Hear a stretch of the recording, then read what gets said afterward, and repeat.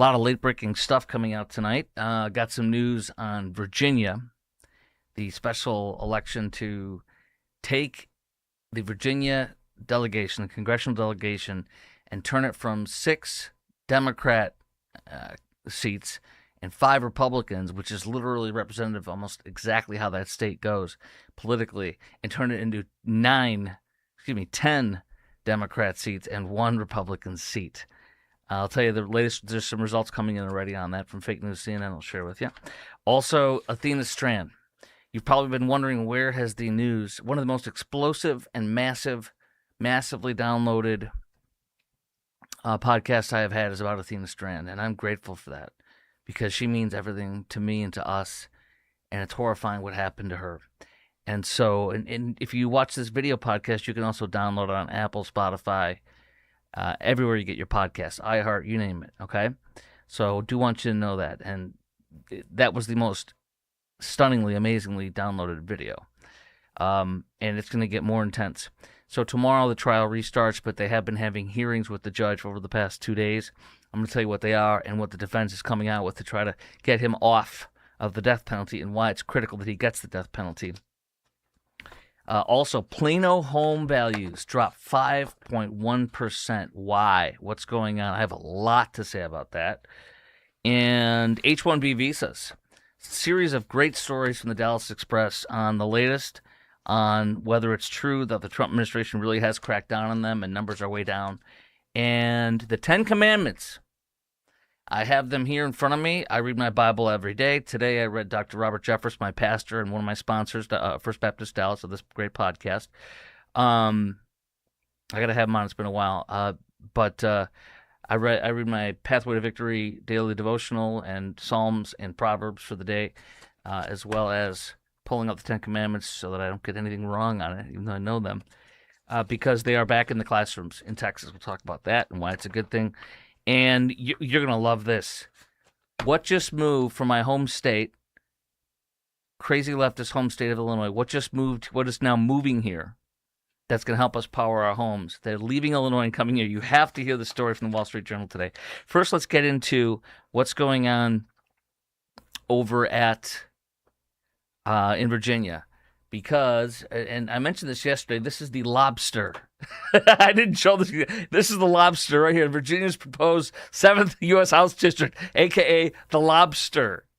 Look at that. Where are you? I'm in the claw, the right, outer right claw. Where are you? I'm in the tail. Oh, wow. Okay. Well, Fake News CNN has this. The polling is going very well so far.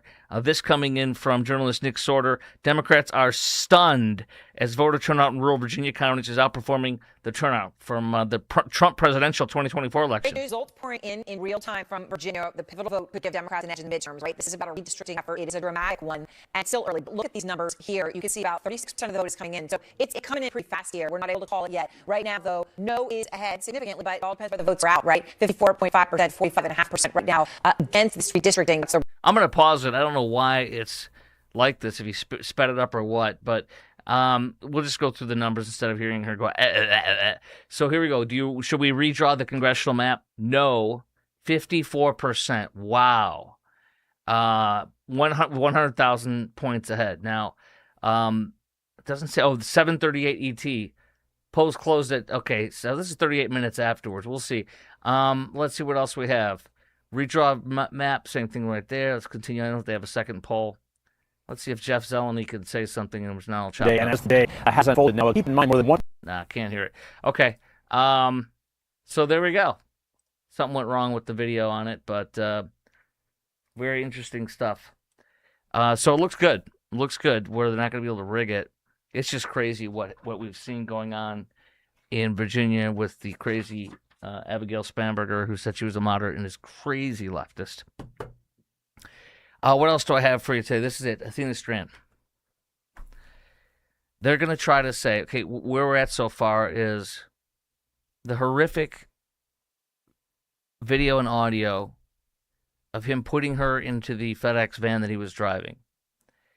With the horrific audio was played as the jurors sobbed hearing it all. hearing her say, what are you doing? Are you kidnapping me? And then him saying, be quiet or I'll hurt you. And then him telling her to take off her shirt. And she says, this is wrong. My mom says this is wrong. You can't do this to me. And he threatened her. And then he's tried to kill her. You can hear the gurgling and the horrible stuff. This was the trial's being streamed. But the stream was not allowed during that time for obvious reasons. And the judge announced, we're about to play this. If you don't want to hear this, get out now, is what he said. The parents, obviously, of Athena left. You hear her gurgling and him trying to kill her. She doesn't die. He goes back and he's driving and he's singing, rocking around the Christmas tree because it's like November 30th, I think. He had just dropped off Athena's Christmas present at her house of Barbies that she ordered. She is, at this time, a 76-pound, 7-year-old girl. He is a 250-pound man. Two 16-year-olds testified in there that he raped them. They allowed that in. I'm thankful for that, to show this man is a rapist, according to them. His DNA was found all over his sweatshirt and other stuff. The rape test kit that the state crime lab did says they said we do not definitively say this is him. What we do is we rule people out, and they say we cannot rule him out. It's his semen. They found stuff also on her clothes, but they didn't charge sexual assault, and I think it's because it wasn't strong enough, and they already have a death penalty case. But they put that in there. To me, there's no question this man sexually assaulted that beautiful little girl. He was singing "Rockin' Around the Christmas Tree." By the way, one other thing, before I get into all the news today. One other thing is that he covered up the front camera on the outside, I believe, and then the inside of the van. But he covered up the front camera before he went to her house. There was another house with two twin girls, I believe it was, two little girls. And he was scoping that house out too, based on the way the Texas Ranger that testified in this, that investigated it. He said, basically he was saying, without directly saying it, that he was looking, the murderer, was looking to find a child to abduct. And he chose Athena, possibly because it was the right situation. But those two girls were out there at one point. He had been looking for a child to take. Rural Wise County, 10 acres where Athena Strand's father and second wife lived. His first wife, and he had divorced. It's his first wife's child as well. There's no reason to not go out and play. She's in a beautiful 10-acre land. She'd love to play and be free. So he tried to strangle her and beat her head. She had multiple contusions. It was harder to kill her than he thought it would be. You're going to hear about that in here. I know it's hard to hear, but this is why he needs to be put in the ground. There's no other question that he needs to be put in the ground. And I'm asking you, and I've been asking you every show, to pray that he is put in the ground. Not because you're going to hear in here.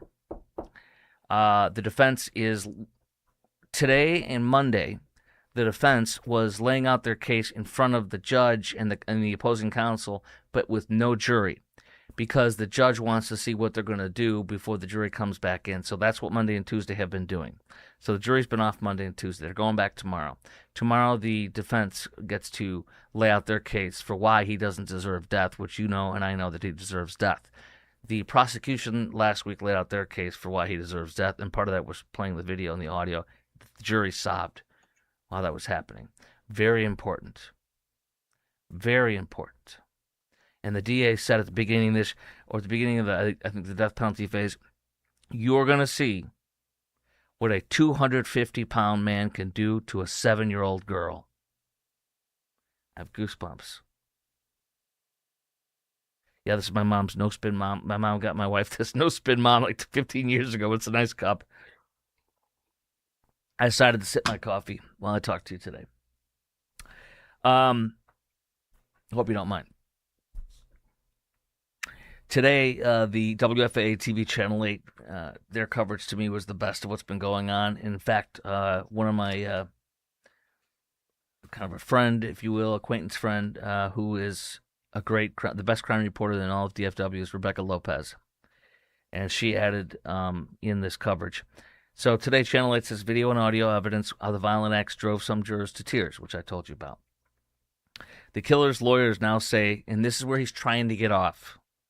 He's trying to get off by saying, I have autism. I was exposed to alcohol when I was, fetal alcohol syndrome type stuff.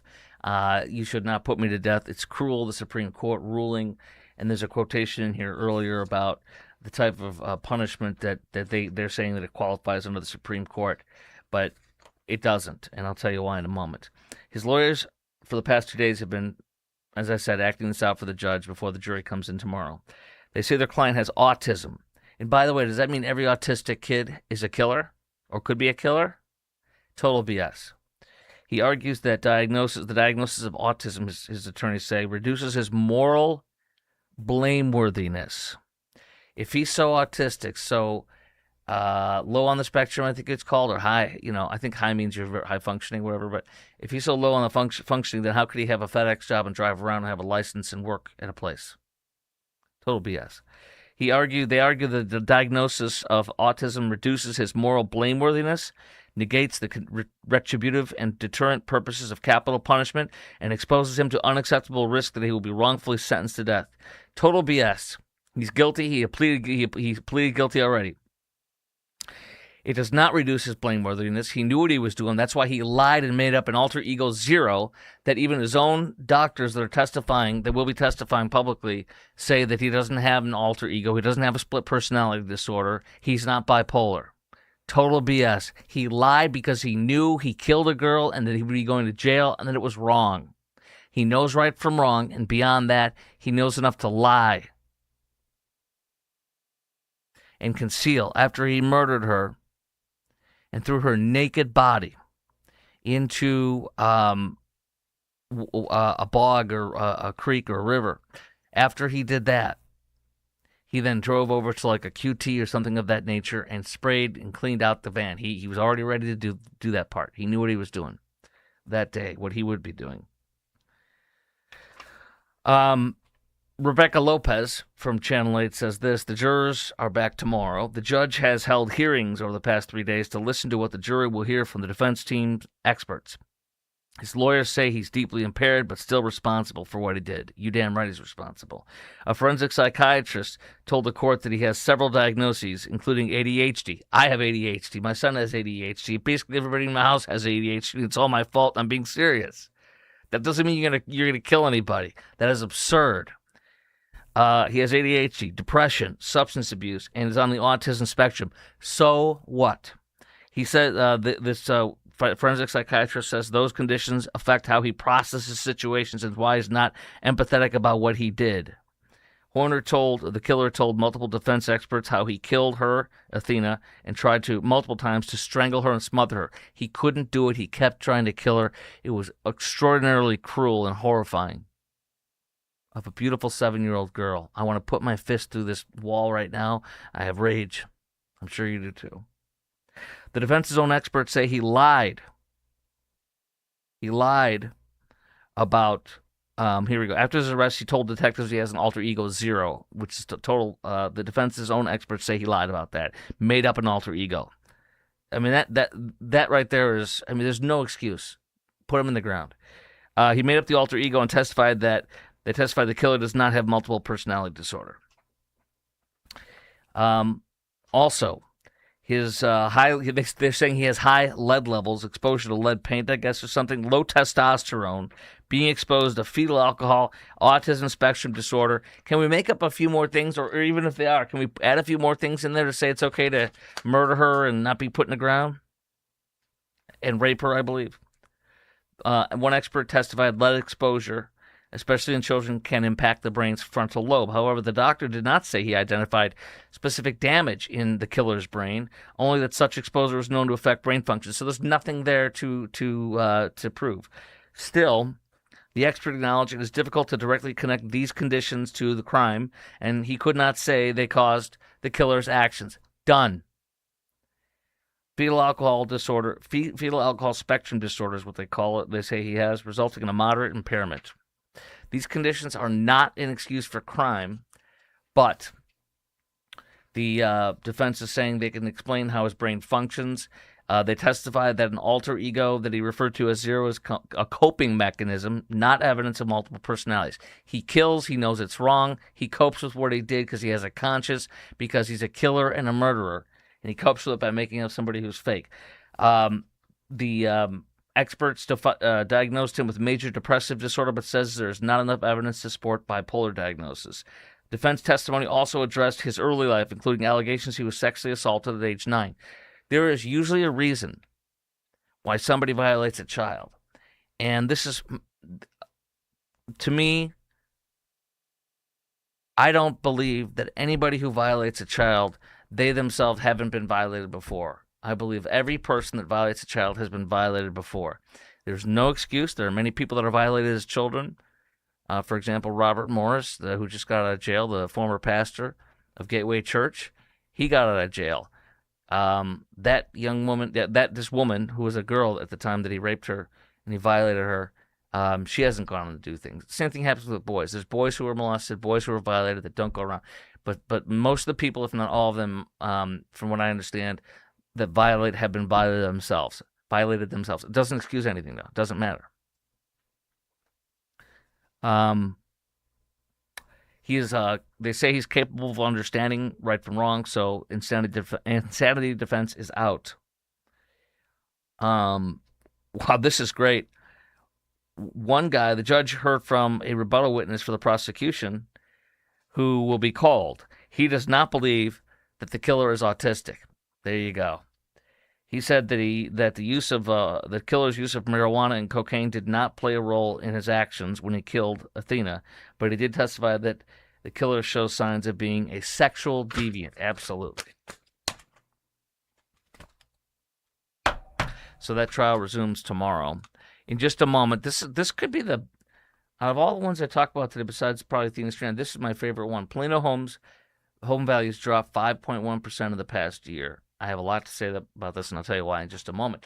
But first, this show is brought to you by IRSprob.com. IRSprob.com, as Randy says, helping good people with IRS problems, doing tax planning for you. Here's when Randy Martin from IRSprob.com was called down to UT, his alma mater, the best accountancy school in the state, to speak to students. And that's a beautiful picture, y'all. Look at that. There's Randy doing his thing. And here's how you can get in touch with him, and here's what he does. Helping good people with IRS problems, specializing in IRS controversy, IRS audits, tax planning strategies, IRSprob.com, or call 214-214-3000. That's 214-214-3000. I am friends with everybody in that office, every one of them, and they're wonderful people. And I've been going there for my accountancy, all my accountancy stuff for my business, this business, my wife's business, and all of our taxes for over 9 years, almost a decade now. Second of all, you'll notice I'm wearing my awesome Due West Foundation Repair and Plumbing shirt. You know, I have to be careful when I post my commercials for Due West because I start acting like I'm an expert. I think I'm somehow an expert. I am not an expert. I'm just quoting the experts. But it feels cool to put on my Due West hat and my Due West shirt as if I'm an official, an expert. I am not. They are. They have done everything in my house for over 11 years for plumbing and foundation. How do I get my hair? It's backwards. There you go.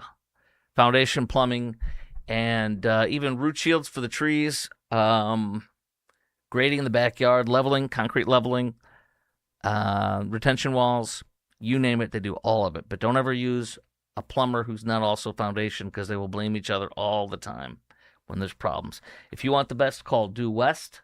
Call 972-406-0912. That's 972-406-0912. Or go to du-west.com. That's du-west.com. By the way, for Due West and for IRSprob.com, tell them that I sent you.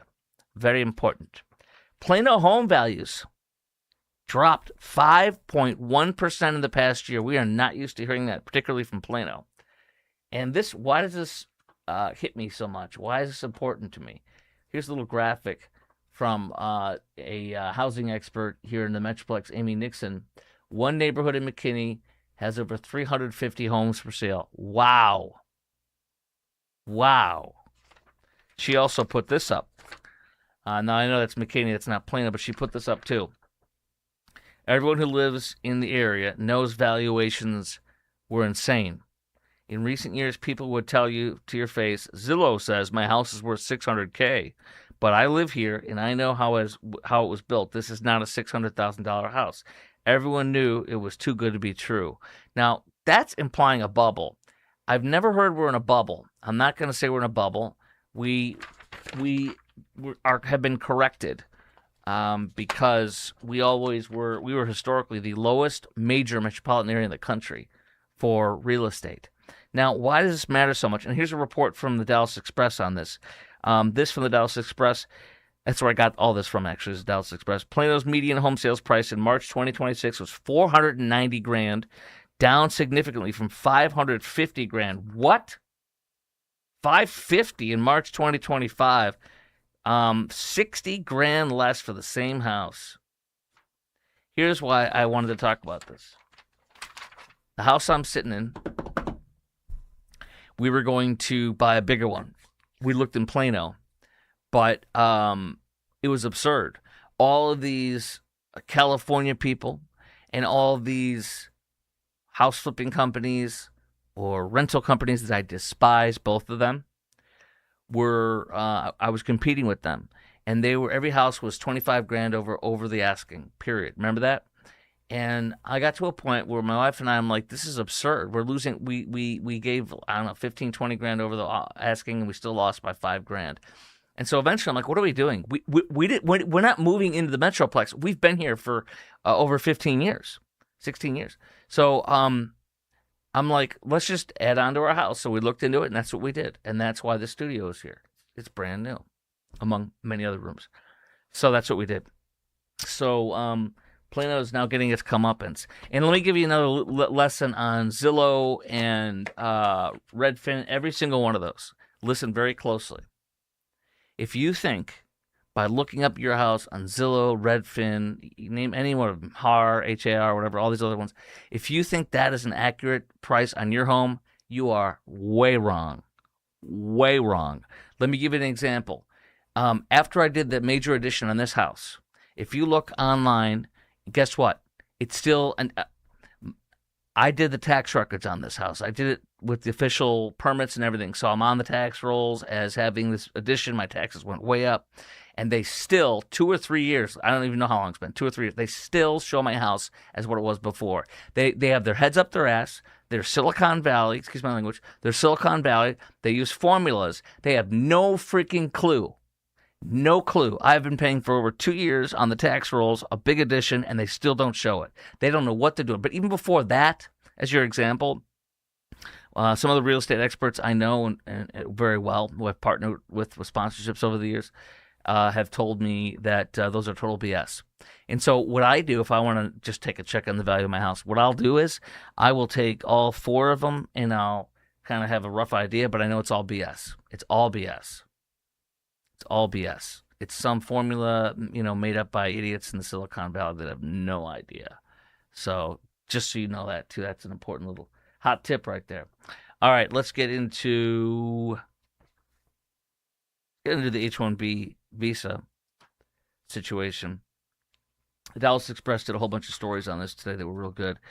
As you know, I had on this show, and I'll have him on again soon, my CPA, my sponsor, Randy Martin from IRSprob.com. And he is insanely angry about the H1Bs.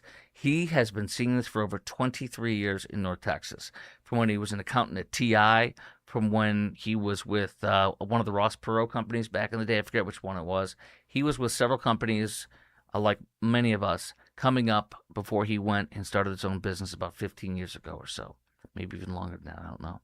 And he saw H-1B visas in 2002. He's been seeing this for over 20-something years. And everything you hear about them and how bad it is and what it does to wages and to us is true. everything. Remember, like A&M, I think it was, had H-1B visa for an athletic trainer and for an art teacher and for a music teacher, all this kind of stuff.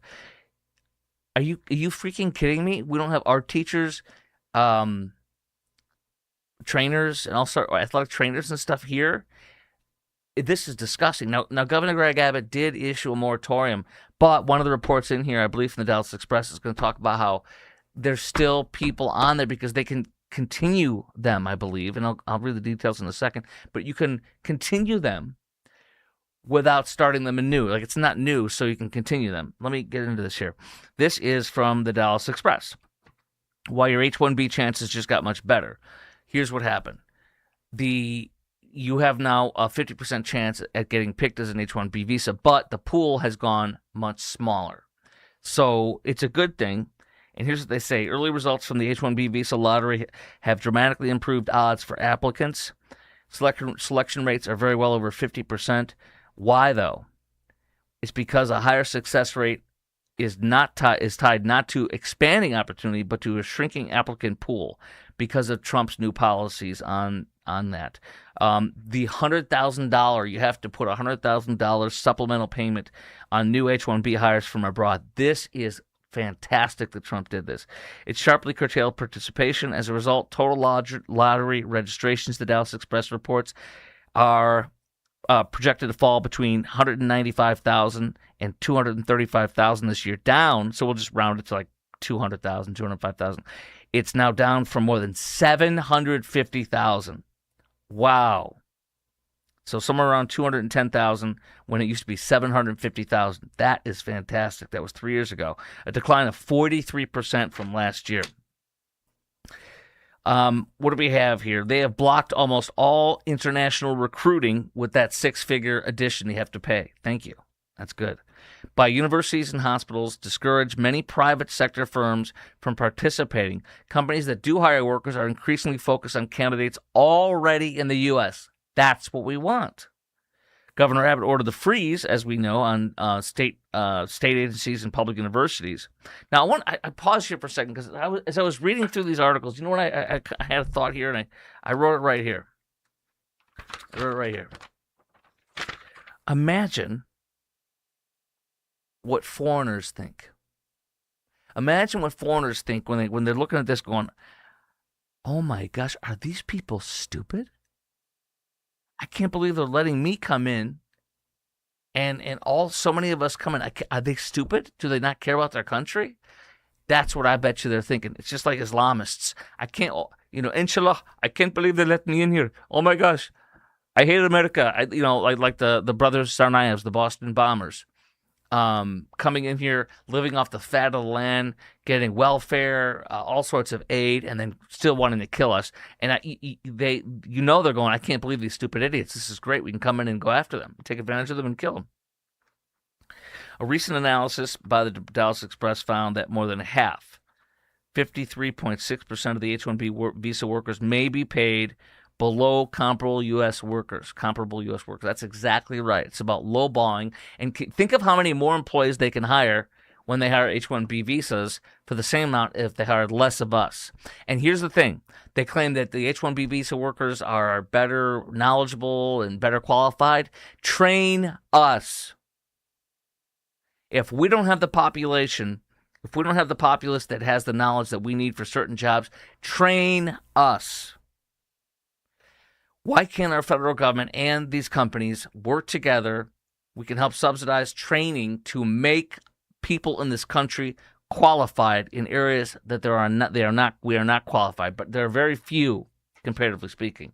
The Department of Labor has proposed increasing required wage benchmarks by roughly 21 to 33%. So let's continue on here. This is another one from the Dallas Express. H-1B visa wars. Executives fear talent loss, while J.D. Vance claims a 90% reduction success. Here's what we have. IBM's chairman says that they remain highly dependent on foreign workers, to which I said, train our people. You can afford it. Train our people. partner with our president and this administration to train people and make programs. Why aren't you doing that? J.D. Vance says new H-1B visas issuance have dropped by nearly 90% since Trump returned to office because of their deliberate effort to curb them, reports the Dallas Express. When you guys graduate from this university, J.D. Vance says, I don't want you competing against low-wage foreigners, as I like to say, foreigners for your first job. So a 2026 study found that H-1B workers are paid 16% less than comparable U.S.-born workers. That's exactly what it's all about. Saving money and hiring non-Americans for your company while you live in this country, this great country, and take advantage of us. Here we go, look at this. Employees of foreign graduates from U.S. universities with optional practical training work authorization are exempt from the $100,000 H-1B visa supplementary payment. So if you graduate from a university and you're a foreigner, as it were, you don't have to pay the $100,000 to the company if they hire you, is what this purportedly is saying. There's still a surplus of H-1B workers in the U.S. to employers. This excess is increasingly favoring young foreigners graduating from U.S. colleges. Our kids are graduating from these colleges. My son just graduated from UT Dallas in December. You want to talk about enraging? If people in my son, and he's fluent in Japanese and also video game writing. He wants to write the scripts and design the video games. And so I can only imagine how many people that they'd rather have come in that are foreigners. I don't know. But we'll see. His dream is to translate for the video game companies, which is one of the ways he found you can get in to become a writer for the actual scripts, the dialogue. H-1B visa is still moving at Texas University despite the governor's statewide ban. Why? Why are they still moving at universities in Texas? UT Austin just notified 17 notices of intent to hire. It's publicly listed, including positions for assistant professors, research associates, postdoctoral fellows with salaries ranging from $58,000 to more than $200,000. What? Dallas Express says earlier reporting detailed Texas A&M had spent more than this one I remember this from when this first came out. This is outrageous. Texas A&M had spent more than $3.25 million on H-1B related costs since 2020. $3.25 million in 5 years instead of on us. At the time of that report, A&M had hired over 600 H-1B workers over a 5-year period. 600 in 5 years. What is that, 125 a year? And then, one more case they're just showing from the Dallas Express. Two men are guilty of faking University of California job offers to have fraudulent H-1B visas. They just got busted, cuffed, and stuffed. And then also a separate case in North Texas, they report, alleges that the defendants submitted false information in visa filings over several years to secure immigration benefits for foreign nationals from Middle East and elsewhere. Wow. Okay, good news on the Ten Commandments. Very good news on the Ten Commandments. The 5th U.S. Circuit Court of Appeals in New Orleans, which of course handles Texas, has just ruled that the Ten Commandments could go back up in our classrooms. And that, my friends, is a very good thing. First, let's start out with what are the Ten Commandments? And why would this possibly be bad? Why would this be bad? The Ten Commandments are not a religion. The Ten Commandments are not a faith. For example, Judaism, I believe Mormonism, Christianity, Catholicism all observe. Evangelical Christians like myself happen to be a Southern Baptist. It's about being an evangelical Christian. We all observe the Ten Commandments. It's not from one specific denomination. It's not proselytizing. And our country is a Christian nation, was founded by Christian founders. It is riddled through the documents of our founding fathers, as well as our early Supreme Court justices and such. But here we go. Here's the Ten Commandments. I'm very happy about this, though, because here's what I think about. I think about a kid who has never been, a single-parent home maybe, has never heard about Jesus, has never heard about God, has never heard about the Ten Commandments, doesn't know what they are, and looking up at this and going, what is that? What does that mean? What's that all about? And starting to think. And I see that as maybe inspiring a kid who doesn't have God in his life, doesn't have a godly home, to see that and start going, what is that? And looking into it. Or maybe saying, that makes sense. Maybe I should strive for that. What could possibly be bad about the Ten Commandments? Let's go through them here. I am the Lord. Well, that's not part of the Ten Commandments. You shall not have any other gods before me. No other God but me. What is a God with a little g? It can be money. It can be a child. It can be a job. It can be status. It could be all sorts of stuff. You shall not make for yourself an image in the form of anything in heaven, above, or on earth, beneath, or in the waters. Basically, no idols. Don't make any idols. You shall not misuse the name of the Lord your God. Yeah, don't use my name in vain. Remember the Sabbath and keep it holy. Now, that's an amazing, simple concept that Charlie Kirk did. Rest, rest, rest. I love my resting on Saturday. I don't get out and start doing anything till 2 or 3 o'clock, and then I work like a dog before it gets dark outside in the yard because I like working in the yard. Remember the Sabbath, keep it holy. Yes. Honor your father and your mother so that you may live long in the land. Honor your father and your mother. What is possibly bad about that? You shall not murder. Wow, we don't want that up in the classroom. Don't kill somebody. What? You shall not steal. Wow, we don't want that up in the classroom. What? You shall not give false testimony against your neighbor. How is that bad? You shall not covet your neighbor's house. Covet your neighbor's wife, his male or female servant. Don't look at others and compare yourself to others and be angry they have more than you. Look at yourself. The way to handle that is to look at yourself and compete with yourself. Where was I before? Where am I now? That is the godly way to compare yourself to yourself prior, not to others. That gets covetousness and sin. You shall not commit adultery. Yes. How's that bad?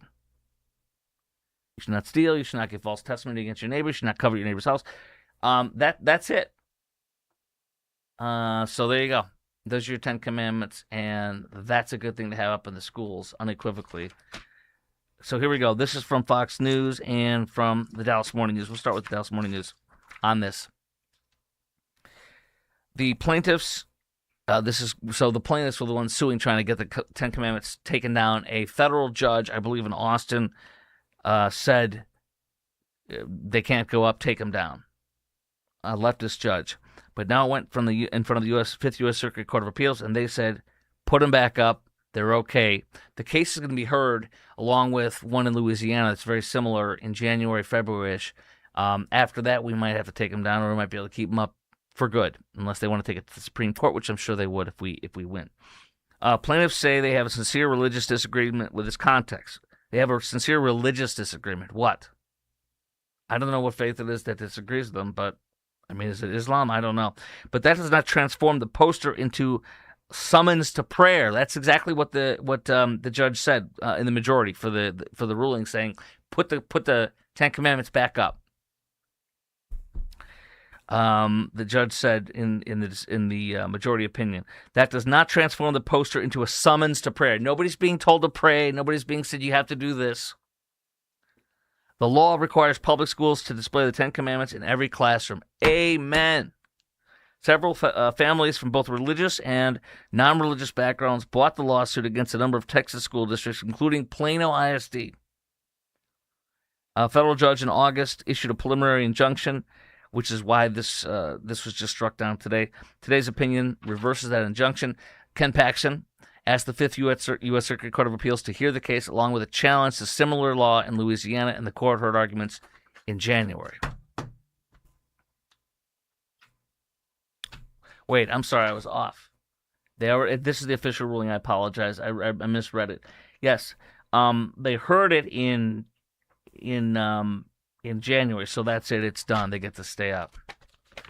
They will take it to the Supreme Court, I'm sure, but the Supreme Court, it'll be interesting. They might take it. But as you know, overwhelmingly most of the cases that go to the Supreme Court, that try to go to the Supreme Court, they don't take. So this from Fox News. Federal Appeals Court ruling allows Louisiana's Ten Commandments classroom mandate to proceed for now. So they are saying it's proceed for now. It's interesting. They acknowledge the historical foundations of our law is not only permissible, the historical foundations of our laws. It's permissible. It's also fully consistent with the Constitution. Amen. This is great. You have to hear this one. It's not just people moving to Texas. It's natural gas plants. From the Wall Street Journal's James Freeman today, best of the internet, he calls his column. The Chicago Tribune writes a scathing column today, and I fill in Chicago, my hometown, regularly. And it's the Governor Pritzker's horrible Climate Equitable Jobs Act, CEJA, that is shutting down all these natural gas plants, and he's literally destroying his grid, and it's horrifying what they're doing to their grid up there and how bad it's going to be. But here comes from the Chicago Tribune today. This is how bad it is. A natural gas plant, I guess 3/4 of it is owned by one company, and then 1/4 of it's owned by another company. The natural gas plant that owns 3/4, it's the largest one, I believe, in Illinois, is now disassembling and moving down to Texas. Yes, because we need natural gas. The owner, the Chicago Tribune says, the owner of 2/3 of a massive natural gas-fired power plant in Will County, that's suburban Chicago, is moving their part of the facility to Texas, literally. Yes! As in putting huge turbines on flatbed trucks, driving them to south to friendlier climates. We've learned that 2/3 of the capacity of the 1,350 megawatt Elmwood Energy Facility, the largest natural gas-fired peaker power plant in Commonwealth Edison's territory. Commonwealth Edison is the electricity provider. It's like Encore for us in Illinois.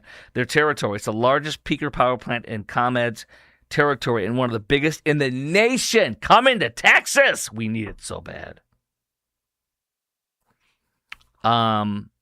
It's now being shut down thanks to an Illinois landmark clean energy law enacted in 2021 by Governor Pritzker. The sudden removal of that whopping 900 megawatts of capacity could well drive up local electric bills and that have already been rising. One thing I wanted to do that I didn't do is how many houses can be powered by 900 megawatts. This is huge for us. We need this so badly. Let me see. Real fast. Let me see this question. How many homes? Homes powered by 900 megawatts. Let's see. 600,000 homes. Wow. Yes. 600,000 homes.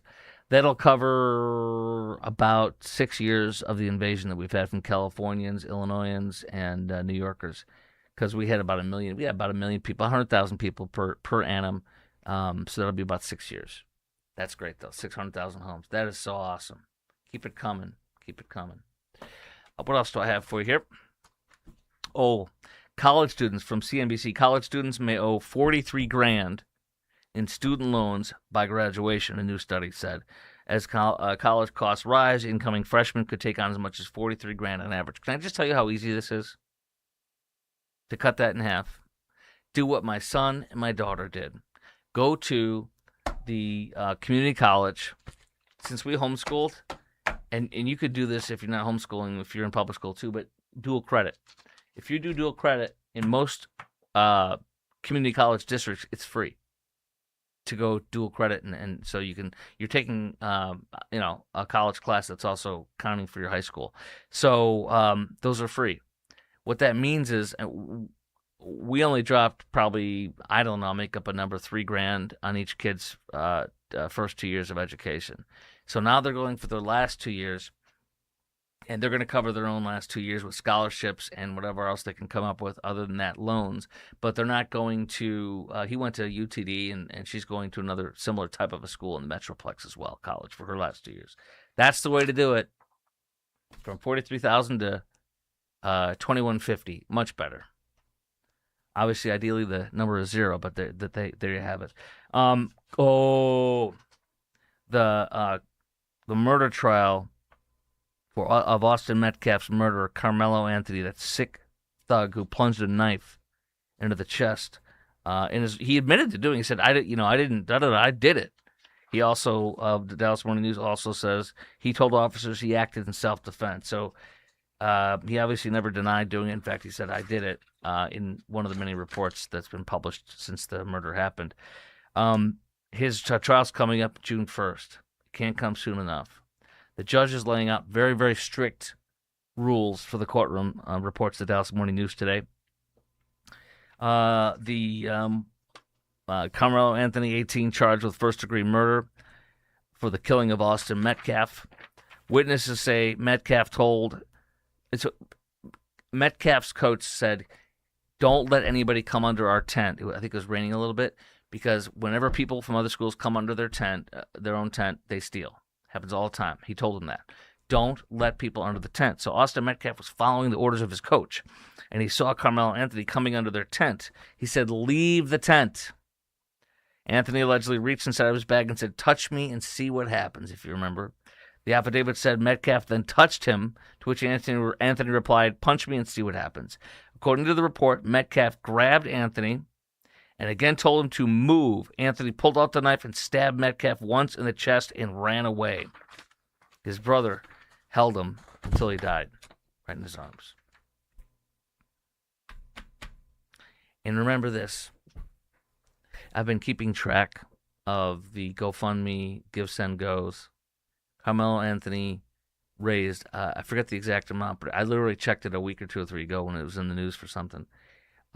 He raised, the accused murderer, the admitted killer, as far as I'm concerned, from what has been reported, he's earned about $30,000 more than Austin Metcalf's family.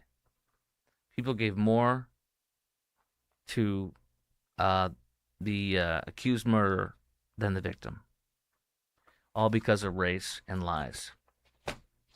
And instead of using it for just defense and stuff, there's reports about, they got a house in a gated community, they got a car, all sorts of stuff. Some of the reports I've read. It's disgusting, race hustling, and vile. Pray for that conviction, and pray for life in jail. Totally unprovoked, totally uncalled for. The only way you can use deadly force is if you are in imminent fear of great bodily injury or death. That was not it. In fact, he was the aggressor. Carmelo Anthony was the aggressor by challenging him right off the bat. Let's do this. I got a few other clips here. Let's play Governor Abbott. Houston is going to lose $110 million in funding for cops and for FIFA security because, and I was filling in Houston when this was going on in the news. They're mad because the HPD's policy is you up till recently, HPD's policy was if you get an illegal on a traffic stop or on a arrest, you will wait for ICE for 30 minutes right here at the scene of the arrest to hand that person over, or the scene of taking them into custody, if you will. And you call ICE, and they got 30 minutes to come pick them up. And that was the policy. And then they got mad because there were some reports in the news, local news in Houston, that the cops sometimes would drive them back to the station because ICE would say, well, can we meet you at the station? And they would drive them to the station, or they would drop them off at an ICE office. And they got mad, all the crazy leftist lunatics, including the leftist mayor, John Whitmire from Houston, the mayor. They all voted to kill that because John Whitmire was like, well, we're not doing. He was playing all guilty white liberal, and they were attacking him. And so they passed, and John Whitmire voted for this. They passed a new resolution to not cooperate like that, knowing it would be a problem. And then less than a week or two, Governor Abbott sent him a letter saying, you're going to lose $110 million if you don't put it back. Governor Abbott was speaking on an interview about that today. Here we go. Because of their new sanctuary city policies, that's going to require them to send to the state of Texas $110 million. As President Trump sometimes says, they have no cards. We have all the cards in this, and they are going to lose, and they're not going to be able to balance their budget. And let me add this one last clarifying point. Some people make an argument, well, Governor, what you're doing is defunding the police. That's not the case. because the law prohibiting them from defunding the police remains in place. They're going to be short $110 million. They got to find the money elsewhere in their budget to make sure they are fully funding law enforcement in their community. Otherwise, they'll be in violation of another law. There you go.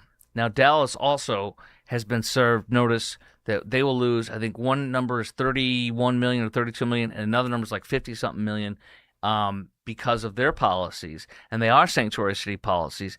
And it was because the city of Dallas city manager Karen Beisel Tolbert, or as I like to call her, Miss Wokula, she signed on to it and agreed. And now they're going back. They've gone back, according to Governor Abbott, on their agreement with them, and they're doing things like not cooperating and not handing off to ICE. And then you have, for the first time, I got to be honest with you, I have never been a fan of Dallas Police Association. The Sergeant Peace is the guy, I believe was his full name, is the president of the Dallas Police Association, and he is playing the game of we're not immigration enforcement, and we're not going to go do this, we're not going to go do that.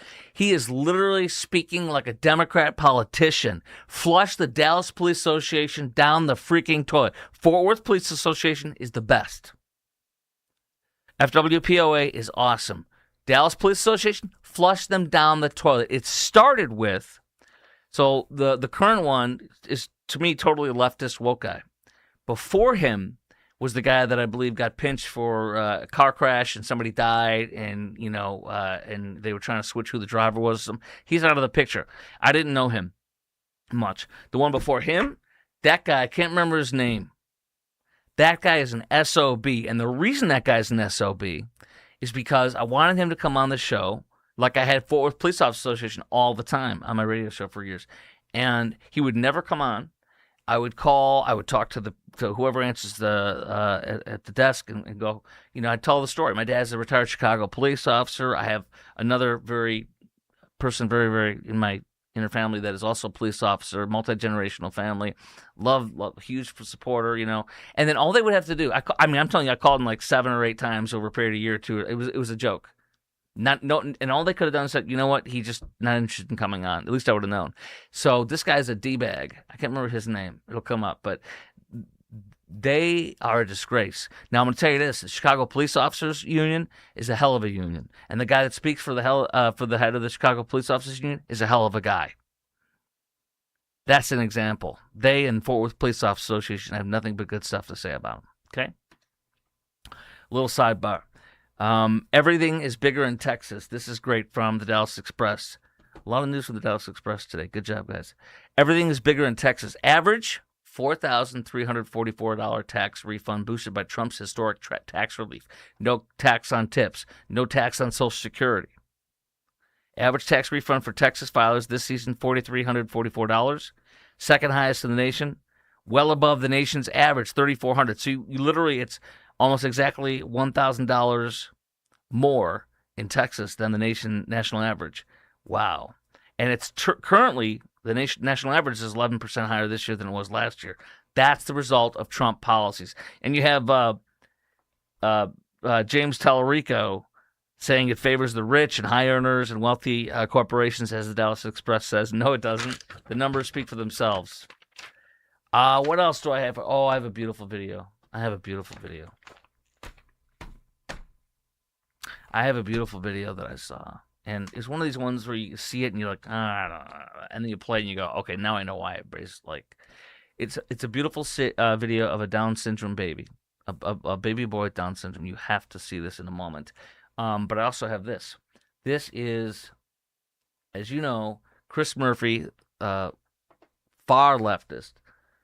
He literally was supported undoing the sanctions against the Islamic Revolutionary Guard Corps, Iran security terrorist force. The IRCG is not the army. The army is separate. The IRCG are the guns and everything for the mullahs.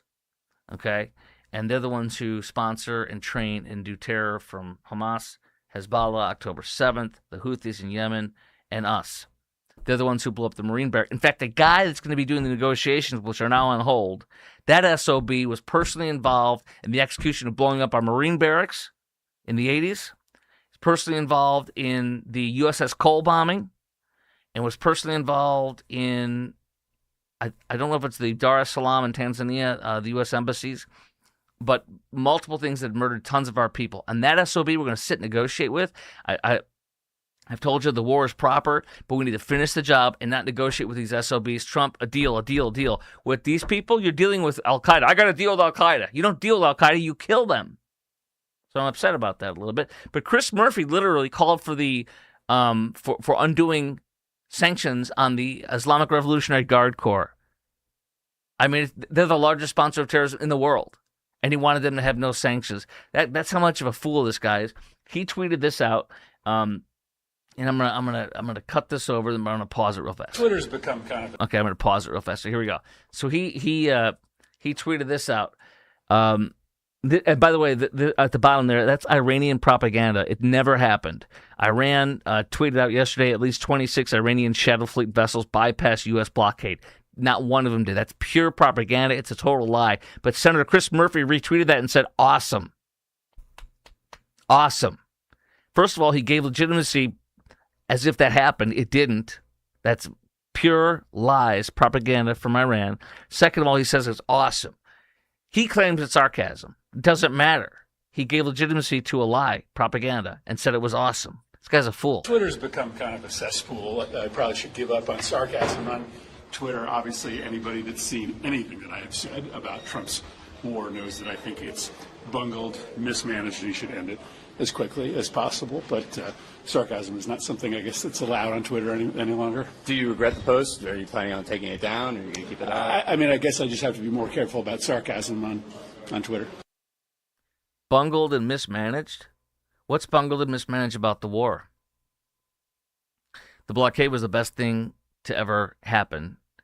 And my prayer is there is no negotiations. There was no deal reached.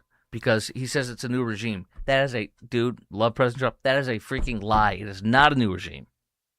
The Ayatollah, the gay Ayatollah, Mustafa Khomeini, the son of the Ayatollah, who's the Ayatollah, of course, was killed. The gay Ayatollah, whose innards have been ripped apart, and he's not coming out and speaking because he can't, / he knows that we'll kill him if he comes out. He is more of a hardliner than his dad is.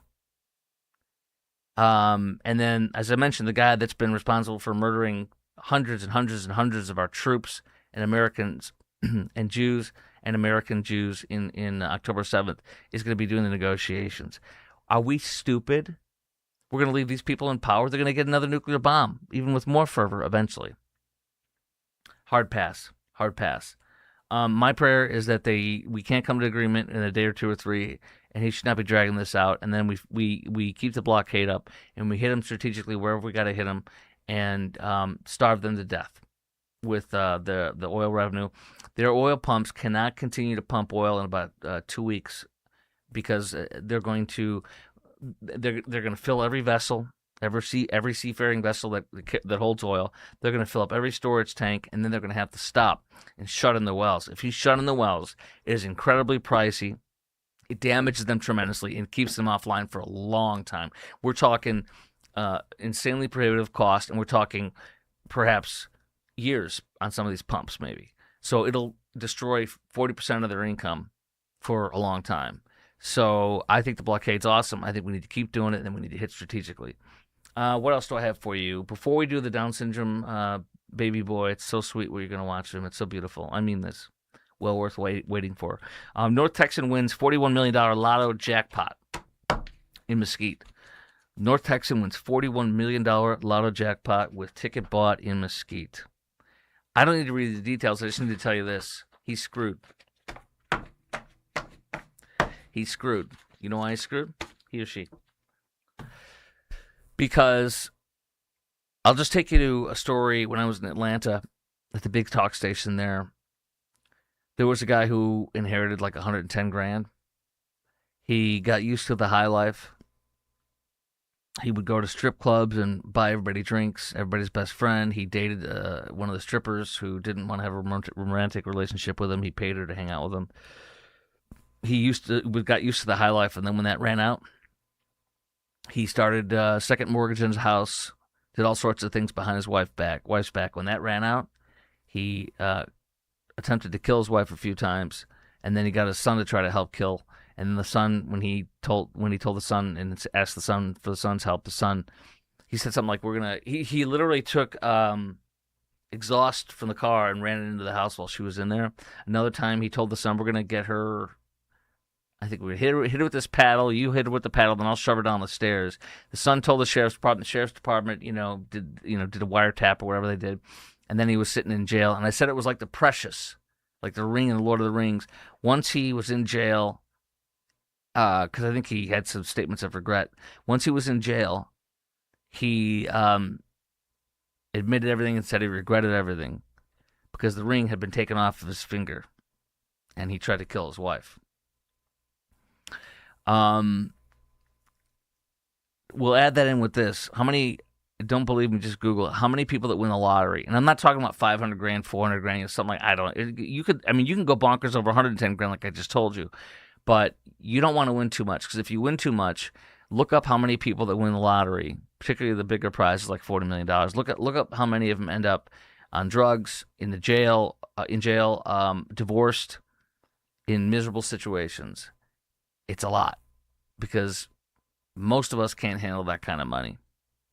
So good luck. Wish you all the best. Probably would be better if you won like 500 grand or $1 million or 600 grand or 200 grand, somewhere around there. I mean, don't get me wrong. I'd take it, but yeah. All right, let's play this baby. This is so sweet. It's so touching. And this is a Down syndrome baby. And let me pull up the tweet I got this from because it was set up really sweetly by a journalist that I retweeted it from. I downloaded it from. Let me go. Here it is. Here we go. This is from journalist Colin Rugg. 9-month-old baby with Down syndrome says his first word ever. The season has been hard and a bit isolating at times, but it's so much more bright than the internet or doctors lead us to believe, says the boy's mother. God doesn't waste, and listen closely, God doesn't waste a single step. He's building something new. I'm learning to rest in that, and I'm so grateful to have Hank, their baby, as our proof. He is working and blessing us in unique ways.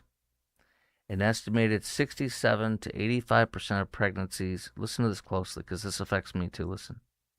An estimated 67 to 85% of pregnancies in the United States with Down syndrome diagnosis are aborted. 67 to 85% of Down syndrome babies are aborted. When you watch this video that'll touch you so much, think of what 67 to 85% of parents would do to him. While most people with Down syndrome experience cognitive delays, they go to live fulfilling, productive, happy lives. May God bless this child. Now, let me tell you something before I play this.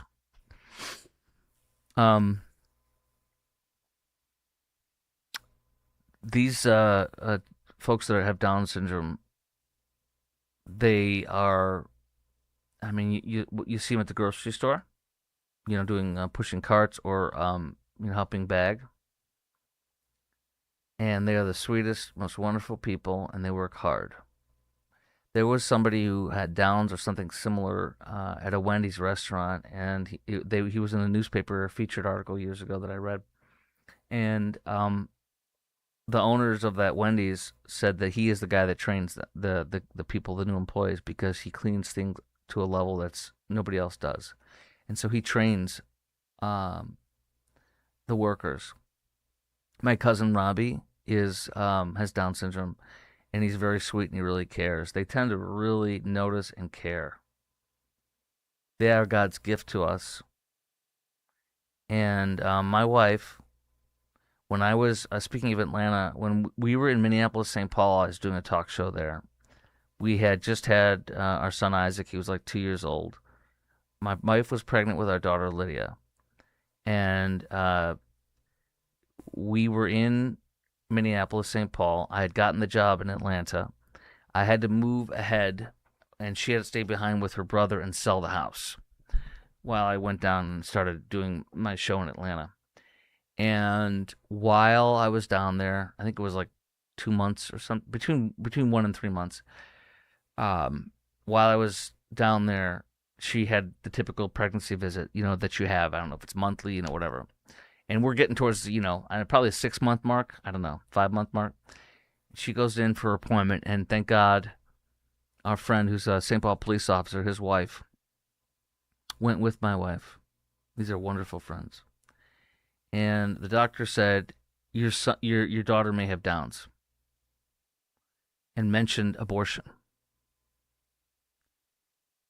And my wife left crying and broken, and I wasn't there with her because I was all the way down in Atlanta. And thank God our friend Kelly was there. Thank you, Kelly, to this day. We did a show on it. My wife and I did a show on it, and we talked about this kind of thing with abortion and stuff. And my wife then, this is before we became Christians. This is before we became authentic Christians. It happened while we were in Atlanta. And a sweet couple led us to the Lord that lived a couple of houses down. That was about 15, 20 years older than us. They just loved on us. But so it was before we were authentic Christians. We would have told you we were Christians, but we weren't. And she was on the air that night. She's like, no one is touching my baby. We didn't know. We still thought she had Downs. Nobody is touching my baby. Nobody will touch my baby. I'm having this baby. This is my baby. And nothing will come between me and my baby. My boss in Atlanta said it was the best show he's ever heard me done. And we had a lot of people calling in. Some that obviously agree with me a lot, but then others who didn't. It's very interesting. She came back down to it. She came down to Atlanta. We had to wait a month or so but she said, the doctor in Minneapolis said we want to do an amnio. And my wife's like, you're not poking the amniotic sac. You're not poking the amniotic sac. So she said, screw you. Don't touch this. So she forewent this stupid test that is, whatever. And by the way, the statistic on them saying that your daughter may have Downs or your son is like 60%, accurate or something. So it's horribly inaccurate. So she waited, and we had to wait. And she came down. It was horrible not being able to be there with her and comfort her. She came down, and we eventually went to a test for the regular checkup. And the doctor, and we were like biting our nails. I envisioned on my show that night, that I would be 60 years old sitting on my front porch, or 70 years old sitting on my front porch with a 20 or 30-year-old, child that has Downs that I will always have to be responsible for and care for. And it was hard to wrap my mind around it. It was scary. It was all sorts of stuff. Especially being very, very selfish, like I was and somewhat am now. And we finally got to go to the doctor, and the doctor did the, whatever it is on the belly. I can't remember what it's called. And the key is bones. The bone, certain bones, the size is how you can tell. And the doctor looked at us casually and says, your daughter doesn't have Down syndrome. Your daughter doesn't have Down syndrome. Can you imagine if my wife would have killed our baby because of some doctor? If she was against having a Downs baby. Can you imagine how many people kill those babies that they think are going to have Downs they don't know? And even if they do have Downs unequivocally, can you imagine? We're looking at 70 to 85% of people murder their babies because they're Downs. I'm not here to shame you. I'm not here to guilt you if you've had an abortion, because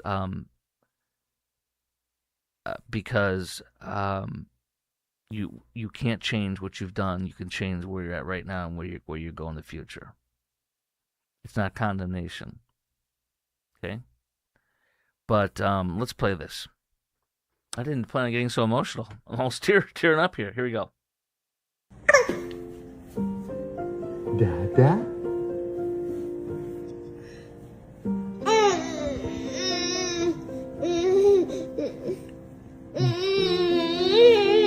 Dada?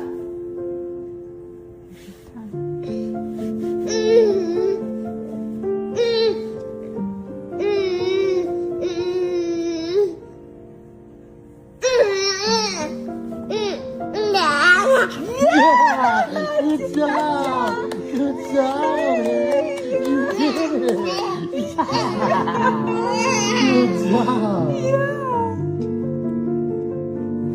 Dada?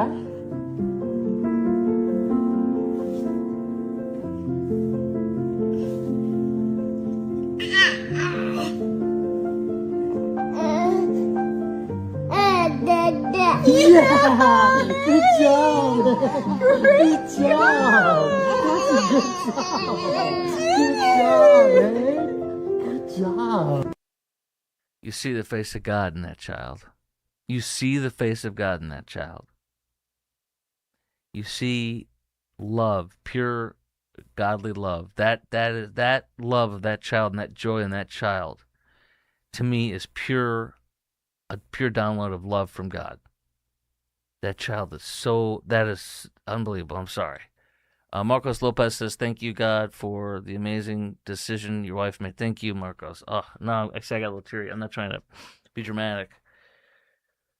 And, sometimes I'm talking to my daughter, who's now 19, and she's going to one of our universities in the Metroplex for her last 2 years in the fall. And in my head, I remember that she was supposed to be Downs, and it doesn't matter either way. But my gosh, I have a friend who is in my business here in the Metroplex that I'm friends with, who has a daughter who's Downs. And anyways, God creates all different types of people to reflect Him and who He is. We are all made in the image of God. God bless our Down syndrome babies. This show is brought to you by IRSprob. I don't even want to end right now. It's so emotional. This show is brought to you by IRSprob.com, IRSprob.com, helping good people with IRS problems, specializing in IRS controversy, IRS audits, and tax planning strategies.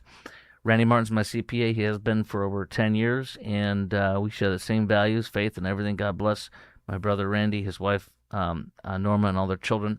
And IRS Prob, use them. We've used them as a CPA for over 10 years in tax planning, and if you have IRS problems as well, call 214-214-3000. I'll see you tomorrow.